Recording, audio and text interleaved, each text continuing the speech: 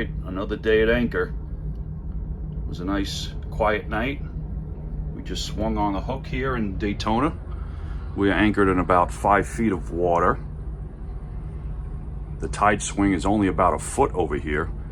And we're right directly across from Caribbean Jack's, which was very convenient because we went there for dinner last night, met my buddy Ralph again, and now we are off, leaving Daytona and heading to Port Canaveral, thereabout, Cape Canaveral area.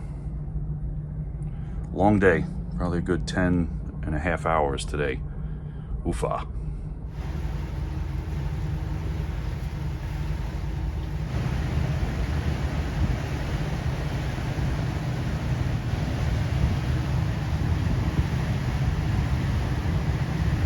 Well, so long, Daytona. Hopefully it's not another 30 years before I come visit. This must be a good fishing spot.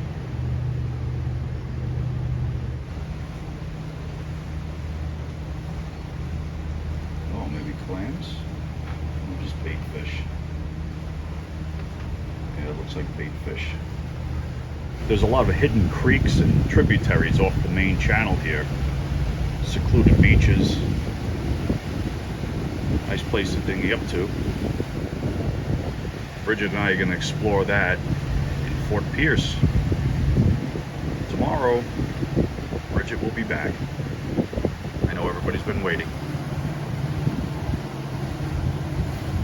So over here is the junction to Ponce de Leon Inlet, which would be up this way, but the intracoastal goes that way. So you need to make sure you stay on top of your charts.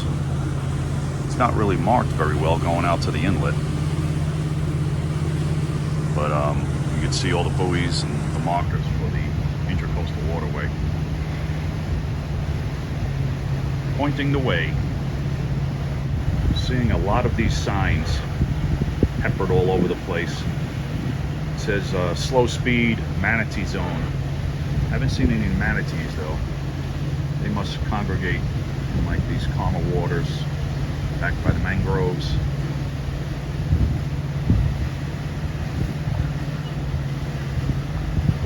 It's such a shame that these boats are just left to rot here. People anchor them out and never take care of them, and this is what happens.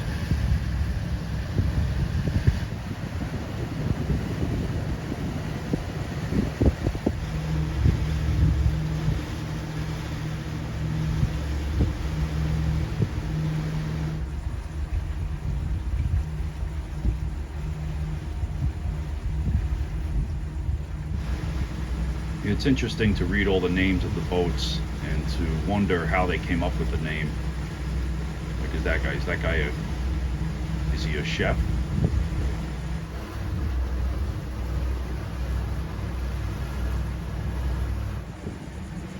Chicken Island, New Smyrna Beach. Looks like a nice area.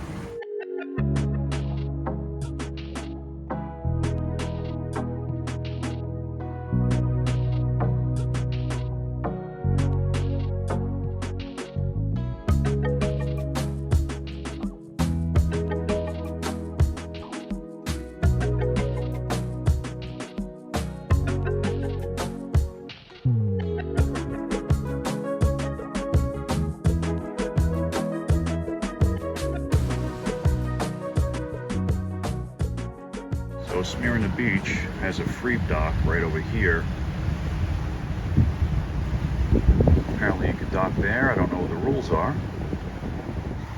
We're going south. That's a nice fishing pier right under the bridge. Keeps you out of the sun a little bit. So I'm on my way to the Cape Canaveral area. It's not really Cape Canaveral, but the bay right next to Merritt Island.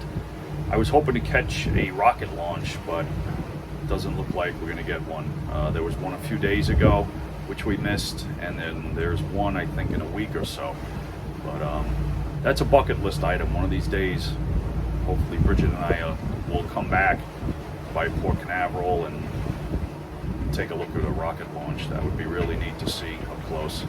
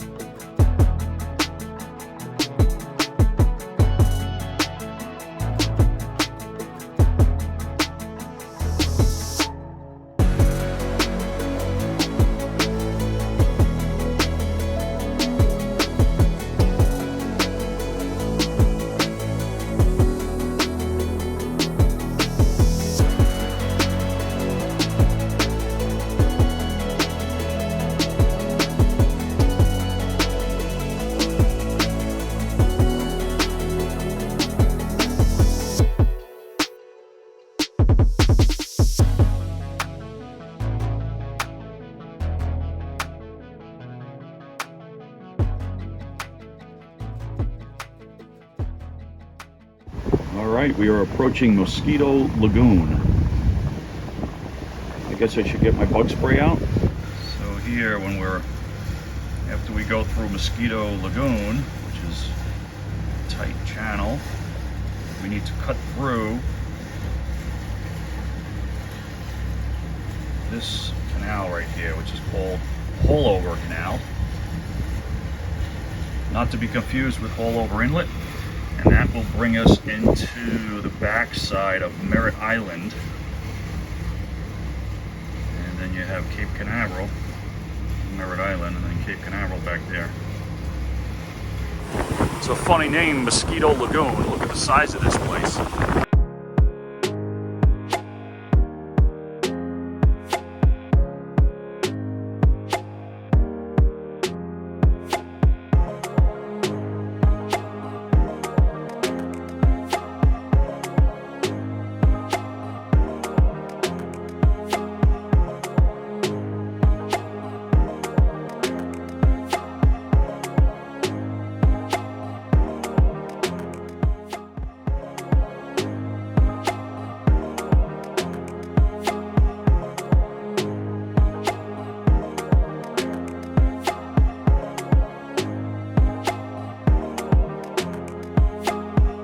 Looks like we have a nice park here on the right, people fishing, pulling cars right up to it.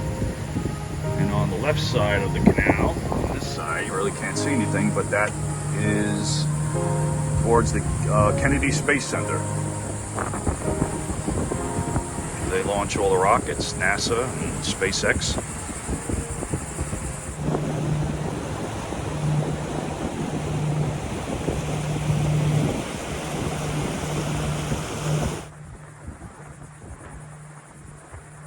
I wish I could drive from up here on a nice sunny day.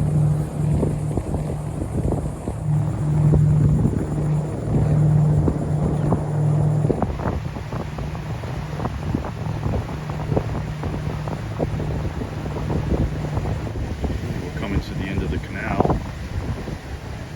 There's a bunch of kayakers over here.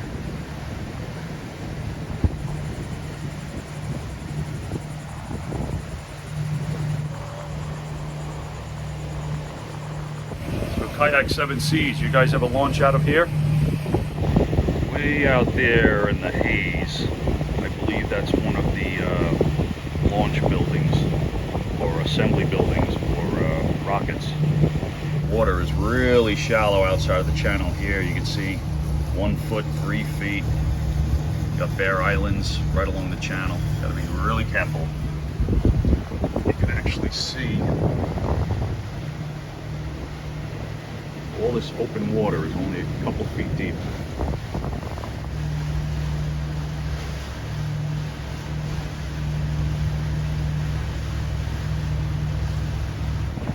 We're passing Titusville.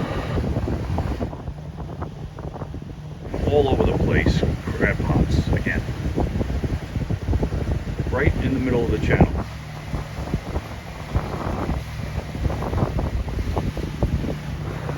Causeway Bridge. All sorts of work done to it. It's like they're adding more bridge. I could drive for an hour and not pass another boat. But here we are in a heavy wind, and a boat's going to pass right under the bridge with me. The winds are picking up, coming out of the south, and we're going right into them. So getting a little choppy here. We're getting to our, hopefully, anchorage. Let's see, we are on the Indian River. This is the, what bridge is this? The Pineda Causeway Bridge. We're going to anchor just north of that. So we're going to come in here. We've got 8 feet of water in this whole area here, and it looks like it's been a designated anchorage area. So we're going to pull in here. We've got some shallow points that are only 5 feet, but that's fine.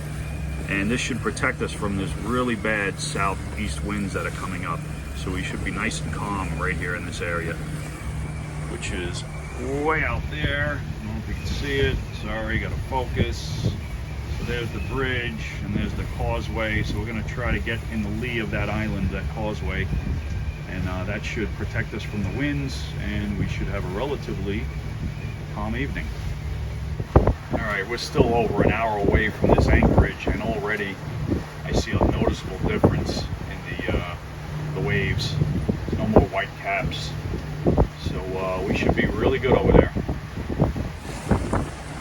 All right, we're starting to pull into that clearing.